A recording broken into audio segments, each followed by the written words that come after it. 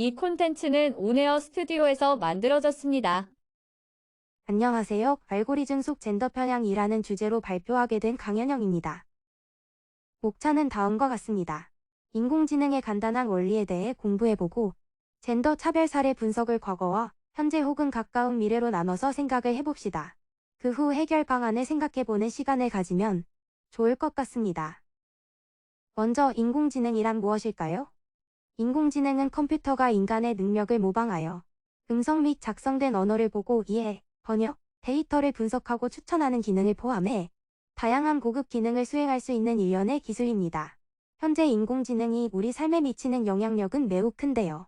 회사에서는 AI 면접을 통해 응시자를 거르기도 하고, 금융시장에서는 신용 점수를 산정하고, 의료 분야는 환자 자료 분석하는 등 현재 많은 의사결정이 AI를 통해서 진행되고 있습니다. 그렇다면 인공지능은 어떻게 이러한 기능을 할 수 있을까요? 간단한 강아지 고양이 분류하는 문제를 예시로 이해를 해보는 시간을 갖겠습니다. 먼저 컴퓨터는 개와 고양이가 골고루 섞여 있는 데이터 기반으로 학습을 합니다. 이제 새로운 문제로 검증을 하는데요. 학습한 데이터와 비슷한 고양이의 사진을 컴퓨터에 입력했을 때 학습했던 데이터를 기반으로 컴퓨터는 새로운 고양이 사진을 고양이라고 판단을 할 수 있습니다. 그렇다면 만약 학습 데이터가 어느 한쪽으로 치중되어 있다면 어떨까요? 개의 비율은 80%, 고양이의 비율은 20%라고 했을 때 새로운 문제인 고양이의 사진을 주었을 때도 강아지라고 판단하는 편향된 결과가 도출될 가능성이 비교적 높습니다. 이는 고양이에 대한 정보는 상대적으로 적고 새로운 고양이 사진을 더 많은 비율의 강아지 데이터 중 회색 강아지와 유사하다고 착각해 강아지라고 편향된 예측을 할 가능성이 높습니다. 예시와 같이 인공지능의 원리를 바탕으로 데이터가 편향된 경우 알고리즘 역시 편향된 예측을 할 가능성이 매우 높습니다. 인간 사회의 빅데이터는 남성의 데이터 비율이 훨씬 높게 편향이 되어 있고 이를 그대로 학습한 인공지능에서는 자연스럽게 젠더 편향된 결과를 도출할 수밖에 없습니다. 그렇다면 실제 과거 사례 중 어떠한 젠더 차별이 존재했는지 같이 살펴볼까요? 2015년의 사례입니다. 구글 포토 앱에서 여성을 고릴라로 분류한 사건입니다. 아프리카계 미국인 제키 엘신이 자신의 흑인 여성 친구 사진을 찍어 구글 포토에 올리자 고릴라라는 태그가 붙게 되었습니다. 즉 인공지능이 친구를 고릴라로 분류한 사건이죠. 알고리즘 개발 과정에서 성별, 인종을 고려하지 않아 누군가의 마음에 불편한 상처를 야기하게 된 사례입니다. 실제로 안면 인식 AI의 경우 남성은 98% 정확도로 인식하는 반면 여성은 70% 미만의 인식도를 보입니다. 이는 인종에 따라서도 정확도가 다르다고 합니다. 다음은 남성의 음성만을 더 잘 인식했던 과거의 사례입니다. 1980년대까지 남성 음성만을 연구하여 여성 목소리를 제대로 인식하지 못했습니다. 이는 연구 단계에서 주파수가 높은 여성의 음성을 고려하지 않아 남성 음성에만 잘 적용되는 편향적인 알고리즘이 개발되었던 것으로 생각해 볼 수 있습니다. 다음은 반대로 여성의 목소리만을 사용했던 알고리즘인데요. 여성의 목소리만 고집했던 AI, 음성 비서도 젠더 편향 사례 중 하나입니다. 비서 데이터 구성을 여성의 목소리로 주로 하였는데 이는 비서는 여성이어야 한다는 성역할 구분 고착화의 사회적 고정관념이 반영되어 있다고 할 수 있습니다. 이러한 고정관념은 여비서의 목소리를 담은 음성 AI 비서에 대한 성희롱과 같은 디지털 보이스 학대의 사회적 문제까지 이어졌습니다. 다음은 조금 더 최신 사례로 넘어가 볼까요?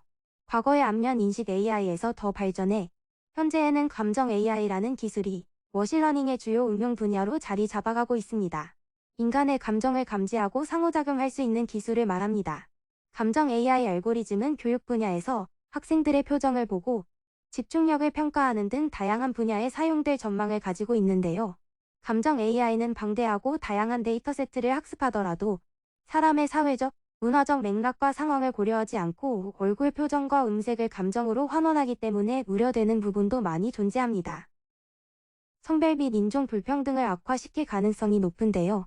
하나의 예시로 감정인식 소프트웨어의 페이스라는 어플을 사용해 NBA 400경기를 분석해 본 결과 한흑인 선수가 웃고 있음에도 불구하고 부정적인 감정으로 판단하는 것을 확인했습니다. 이를 통해 알고리즘이 흑인 인종의 부정적인 감정으로 판단하게끔 편향되어 있음을 알 수 있습니다. 챗 GPT의 영향력은 현재 엄청난데요. 전문가들은 챗 GPT가 음성 변환기와 디지털 비서 알고리즘에서 더 발전될 것으로 판단하고 있습니다. 먼저 챗 GPT란 오픈 AI가 만든 딥러닝 프로그램으로 언어를 만들도록 만들어진 인공지능, 즉 대화형 인공지능 챗봇을 뜻합니다. 그러나 방대한 데이터베이스를 기반으로 학습하는 AI에는 온라인상의 차별 편견을 그대로 수용할 위험성이 내재되어 있습니다. 하나의 예로 챗GPT는 질문에 대한 대답을 할 때 성별 고정관념을 바탕하는 경향성이 있습니다. 예를 들어 의사에 대한 장문을 부탁할 때 챗GPT는 그라는 대명사를 많이 사용하는데 이는 의사는 남성이라는 성별 고정관념의 경향성을 보여준다고 합니다. 지금까지 과거의 고전적인 문제점부터 최신 알고리즘의 젠더 차별 사례까지 모두 분석해 보았는데요. 많은 노력에도 불구하고 아직 문제점이 많이 존재합니다. 어떻게 문제점을 해결할 수 있을까요? 첫 번째로 젠더 비율을 고려한 데이터를 구성해 연구를 진행해야 합니다. 과거 데이터를 그대로 사용할 경우 남성 데이터가 더 많이 존재하기 때문에 남성 위주의 인공지능의 원인이 될 수 있습니다. 따라서 개발 단계에서 데이터셋의 성별 비율을 고려해서 구축해야 합니다. 두 번째로 과학기술 영역에서의 여성 참여 비율을 확대해야 합니다. 아직도 개발 단계의 고위 여성 비율이 현저히 낮다고 합니다. 개발 단계 알고리즘 설계 부분에서 여성 참여자라면 당연히 이상하게 생각했을 젠더 편향적 디자인도 통과가 된 사례가 많이 있었습니다. 따라서 여성 개발자의 참여를 확대하여 여성, 남성의 입장이 모두 고려된 알고리즘을 개발하여야 합니다. 마지막으로 젠더 분석을 반영하도록 과학기술법 개정에 관심을 갖는 것입니다. 실제로 연구 개발 단계에서 젠더 분석을 반영하도록 과학기술법을 개정하도록 요구 중에 있다고 합니다. 법으로 개정해 젠더 차별 사례를 방지할 수 있습니다. 참고 문헌은 다음과 같습니다. 지금까지 알고리즘 속 젠더 편향을 주제로 한 수업이었습니다. 경청해 주셔서 감사합니다.